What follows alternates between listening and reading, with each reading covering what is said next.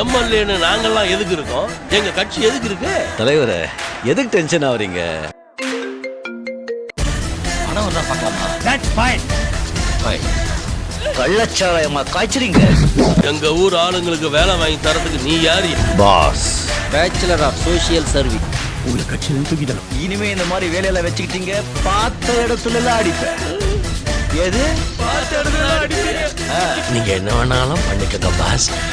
Pass, தப்பா எடுத்து கொஞ்சம் உட்காந்துக்குமா ப்ளீஸ்? போச்சானுங்க, எடுக்க மறந்துட்டானுங்கடா. இந்த 10,000 மாசமா வீட்டுக்காரன் கட்டுறேன். அந்த 10,000 கொடுத்துரு.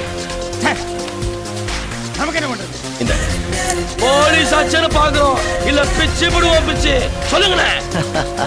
எங்க அண்ணன் சிரிப்பு ஒண்ணே போதும்.